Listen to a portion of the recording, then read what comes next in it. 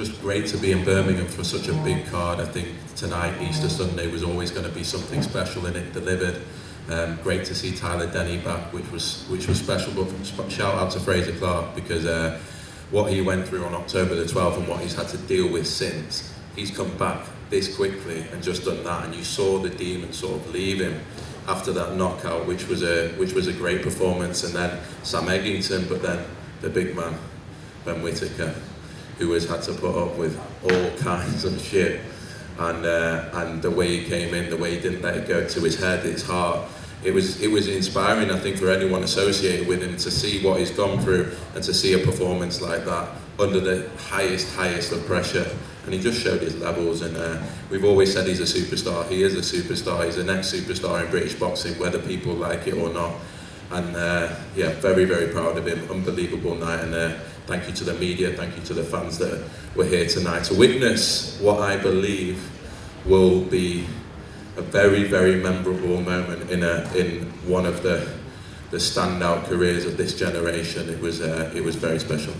Ben, when you have someone that is rising this quickly, building a profile this quickly, his 9th fight sold out this arena here in Birmingham. I'm curious, we're all curious what the viewership numbers are going to be on Sky, obviously huge on Easter Sunday, but when you have someone like that, is it difficult to pace him? Because everyone's saying, throw him in here, we need to see him here. Yeah, look, people, when all the top athletes in every walk of life, people want to drag them down, particularly in boxing.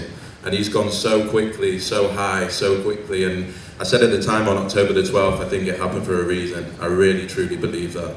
And looking back now, we can see that it did. It meant Ben looked in himself, it meant him realised what's important. You know, not many athletes have to deal with a huge amount of fame so quickly, and all the attention and everything, and people in his ear and everything like that you have to deal with. And he dealt with it, and October the 12th, as I say, it happened for a reason. He's put it right, and he'll remember what he put right for the rest of his career, and it's going to stand him in very good stead. Save Ben Whittaker for last. So Andy Lee, I'm going to come to you. Andy, whenever a boxer goes to a new trainer, it can be hit or miss. Tonight it was obviously a huge hit. Talk to me about the last few months of preparation. So much noise, so much attention, so much everything surrounding this, but you guys were able to internalize it and execute tonight. Just walk me through what you were trying to accomplish with Ben in there. Ben just reminded me there of one of the first things I said to him when he came to Dublin was, I said, I'm not going to have to do too much with you, and I'm going to look like the trainer of the year.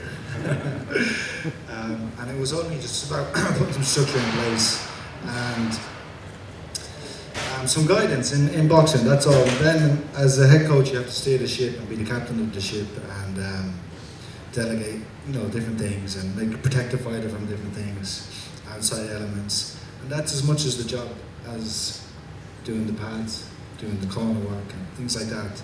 So you can take the horse to water, but you can't make him drink. So the fighter does all the work.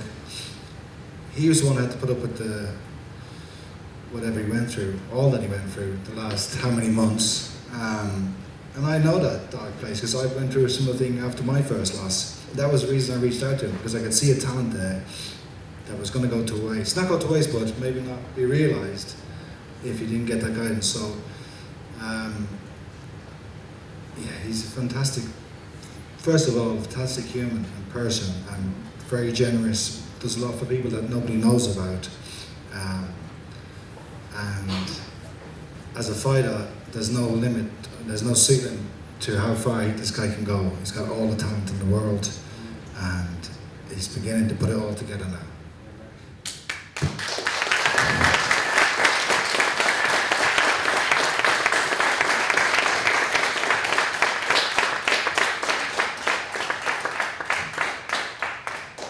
Ben, do you need a moment? I'm going to come to you. I feel like now's the time to ask you a passionate question. Ben, someone of your profile that's grown this quickly. You've dealt with a lot outside of just the boxing. Attention, media, memes, internet, social media, and you internalized it all. You went to Coach Andy Lee, you separated yourself from it all. Just for all of us here, how are you doing now, and how does tonight feel? Truthfully, nothing's changed, if I'm honest. I knew I should be doing that to people like Liam Cameron, no disrespect. But it was the 6 months out, you know, little things.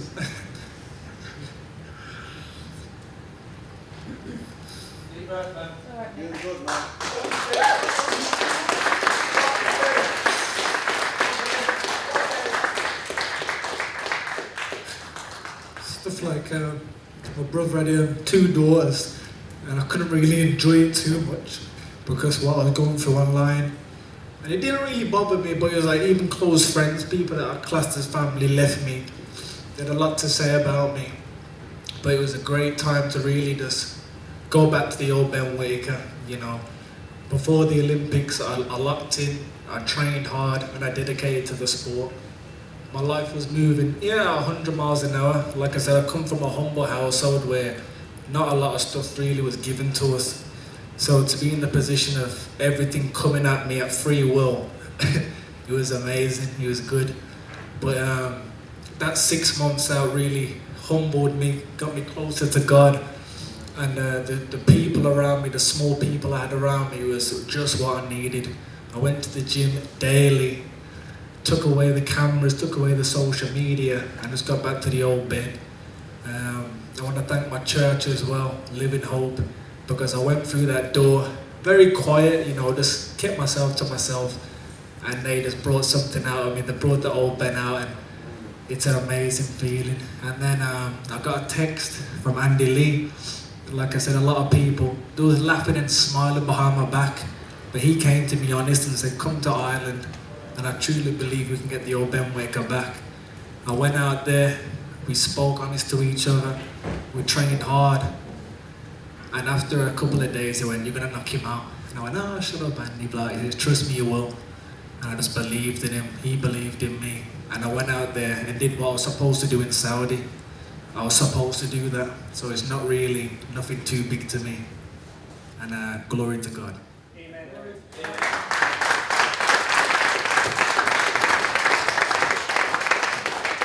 Alrighty, you guys have heard me talk enough. We're going to open it up for questions.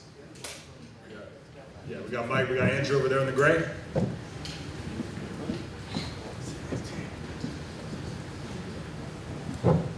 Hi Ben, do you remember on October 12th, the first Liam Cameron fight, and I noticed you had Psalm 118:6 on your neck. The Lord is with me, I will not be afraid. What can mere mortals do to me? You've got Jesus as King on your robe, the gospel choir, gave all praise to God there. How much of your faith led you to this victory tonight? Oh, like I said, my lifestyle was moving 100 miles an hour, so I would always ask God, oh, please can I win, but it wasn't really from my heart, it wasn't really from my soul. And that time away, I just stayed with my family, stayed with my close family, went to church, and something just clicked. I said, this is where I belong, this is where I'm supposed to be. And I've never been so happy where I am right now, if I'm honest. I've got a great coach, I've got a great small team, I go to church weekly, and I'm just where I'm supposed to be right now. It's an amazing feeling. Well, definitely the perfect way to silence all the doubters and the haters and all the critics. I guess two-part question. The last 6 months obviously has been really tough. How have you really been able to sort of tune a lot of that out? I mean, the social media is vast, it's very hard to kind of, you know, get away from it a lot of the time. How did you deal with that? But then also in the ring, what did you see in Cameron that allowed you to set up that shot? Well, firstly, most of them won't say it to my face. You know what I mean?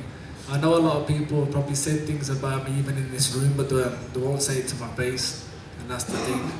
But that 6 months I needed it, honestly. I needed it and I liked it. I was able to just, like I said, I went to the gym daily, was just training on my own. I was going to the Wrekin when it was snowing, running up there on my own, and I thought, it's going to be great when I'm back. It's going to be great when I'm back. And that's what I kept telling myself. When I'm back, it will be a great night. And I'm back, baby. As you talk sports, Ben, you've been hounded by pundits, by fans, you've been labelled a quitter, that you can't punch, even to the point of being booed into the ring. What did it kind of mean, not only to get the message across, but in such an emphatic style? What's the most overriding emotion that you're feeling at the moment? Yeah, if you saw the build-up, I didn't really need to talk. I knew this would happen. I should have done that to him in Saudi, but I did a lot of things wrong. If you saw the gloves are off, I said I did a lot of things wrong. And I won't tell you what it is, but I just wasn't doing the right things I should have been doing. And the performance showed it, but I'd rather that happened then, later on in my career. Me and Andy, we had a great camp. I got to shout out my sparring partners, Steve, and I can't say the Irish name, what is it? Cole. Caffey. That's a Cahill. I'm still learning my Irish, but there's a lot more people too, but they was my main sparring partners, and Steve, he's fought for a world title himself, and he said, trust me, baby, you got the skill. That's it, the skills pay the bills, baby. And we just knew what we'd do to him, and it wasn't a surprise to me. Tell him again. But it wasn't a surprise to me what I would do. It's just the raw emotion after. I was like, come on, I'm gonna go and eat 5 guys now. And that was it. But the shot was a peach. Gunman boxing, some people were saying that it was a premature stoppage, but to me it looked like his eyes were rolling like a Las Vegas slot machine in there. How did you feel about it? Did you feel it was a little bit premature, the stoppage? I just think a fighter knows when he was in front of me, I was hurting him. I was hitting him in the right spots. And if the ref didn't jump in, I was going to keep hitting him till he dropped. His legs went, his knees buckled. And at the end of the day, we speak to each other, we hugged. I said, firstly, I'm happy for what's happened in his career because he's been able to change his life. But he said, I've never been hit like that, it's a fair play. And I said, thank you very much. But I knew it would happen, and that was it. Bless up. Thank you. Andy, just one from me.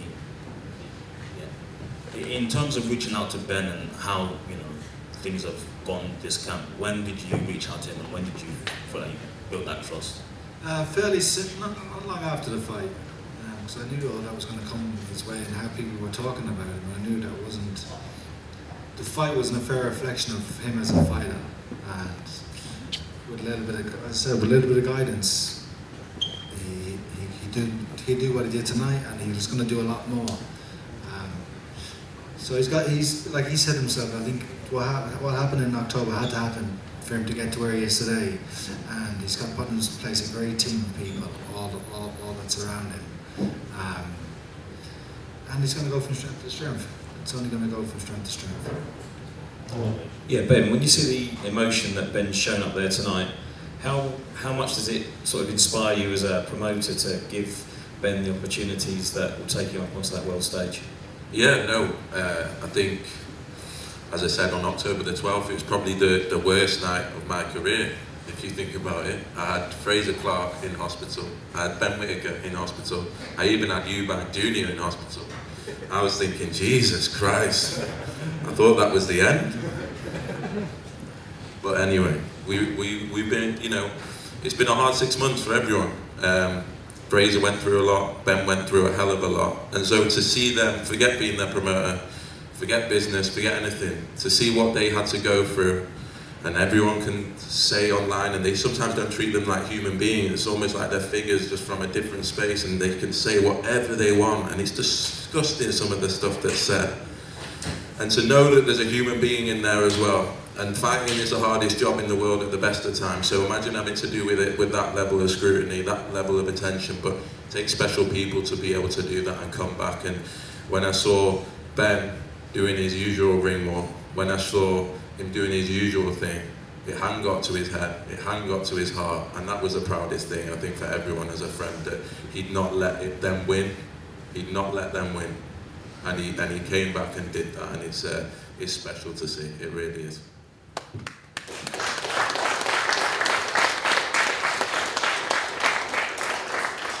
Whittaker, this one's for you. Firstly, I'm an amateur coach, so I teach young lads, I teach young women, and I just want to say thank you for sharing emotion. I think young men need to see healthy masculinity, they need to see men cry, they need to know as young athletes that it's okay to feel when win, lose, whatever happens. So thank you for doing that and being so honest, it's really, really powerful. My question is around that really. You are a man of faith, so you believe that God is leading you down a path that is destined. Do you feel like everything that's happened has actually been exactly what was supposed to happen to make you feel very clear about the, because I think sometimes when things goes up, they can come down very fast. So has it helped you kind of restudy the ship? You hit the nail on the head with that one. That was a very good one. Yeah, I think I've said it in the ring, I've said it backstage. I just think what happened in Saudi needed to happen, and it was gonna happen. I put a couple statuses up subliminally. It's already written, and I think my career is already written. That was supposed to happen to open up a bigger door for me. And I don't want to sit up here crying and getting emotional, but I'm a human. And it's good to show your emotions. I've got a great family, but I wouldn't cry in front of them like that. I've got a great brother, but I wouldn't really cry in front of him like that. I've got a great girlfriend and a coach and friends, but I wouldn't cry in front of them like that. But maybe Jesus wanted me to cry in front of all you lot. But yeah, I'm just very thankful. Like I said, I'm not getting too big for my boots and thinking that was the best and being end all, because at the end of the day I was supposed to do that. So for me, it was a nice night, but I'm gonna go back, chill out, eat, and get back to it with Andy, because at the end of the day, the job's not finished. All right, we back corner over here, 13. Ben. Yes. Hey, I just want to, these guys, 13, they're very nice guys. The other day at the, was it the media?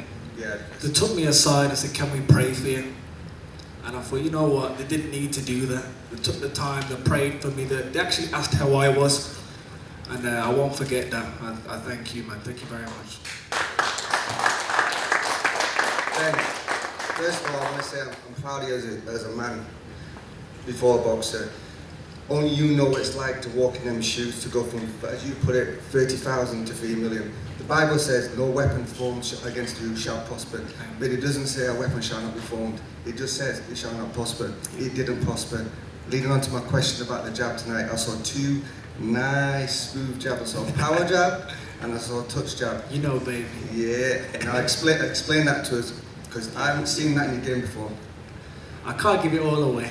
But the mastermind beside me just brought it out.